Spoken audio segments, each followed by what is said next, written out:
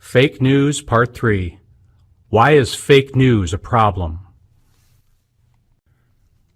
As long as we're in on the joke, there isn't much to worry about with satirical news sites like The Onion. When their motives are less innocent, however, fake news creators produce content that leads to this downward spiral. Fake news is created to generate advertising revenue or to change public opinion. Fake content is shared, sometimes by influential people. That fake news story bounces around among like-minded people, sometimes called an echo chamber, and it serves to reinforce what they already believe. Opinions on the issues of the day become further polarized from mistruths. We no longer have a single set of facts to discuss our most important current events. For example, here are the basic facts of the email hack of the Hillary Clinton campaign, as reported by the international news agency Reuters. Shortly before the November presidential election, in late October, the director of the FBI announced a further investigation into emails found on former Congressman Anthony Weiner's computer, a man who was married to a Clinton aide. So far, all of this is true. And this is when the fake news story of Pizzagate was born.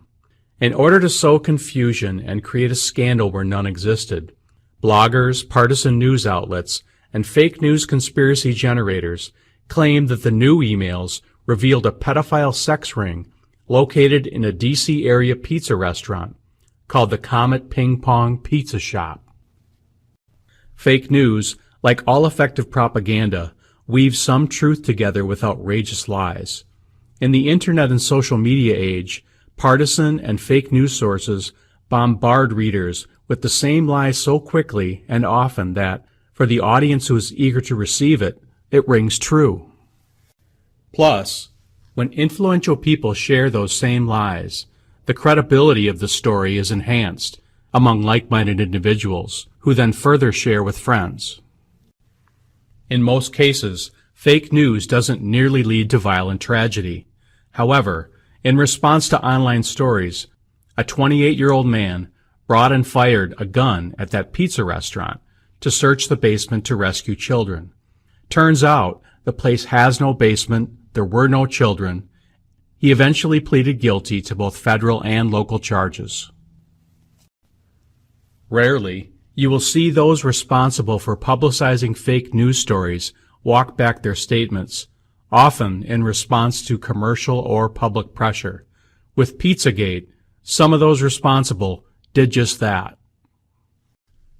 It is far more common for fake news to lead to a greater mistrust of the national news media.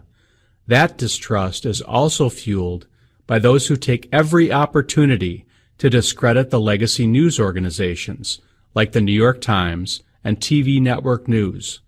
Eventually, it's impossible to agree on a set of simple facts. So long as no one is actually injured, why does this matter?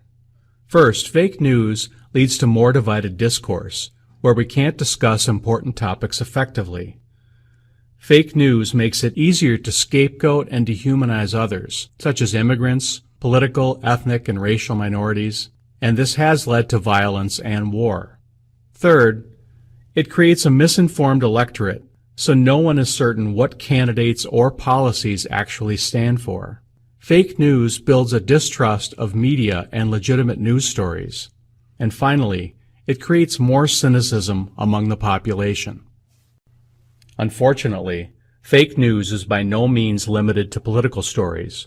There is a lot of confusing and flat-out wrong information spouted by so-called health experts and those looking to demean women and members of minority groups. Basically, anything that will bring more clicks and eyeballs to websites is fuel for these sites. And of course, there's always another election coming up. So with the possible exception of health-related news, political misinformation tends to dominate fake news outlets.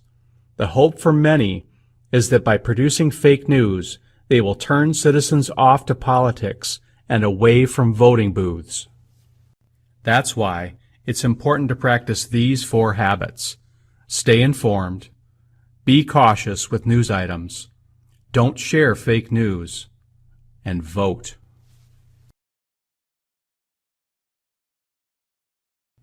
Thank you for viewing this Howler tutorial.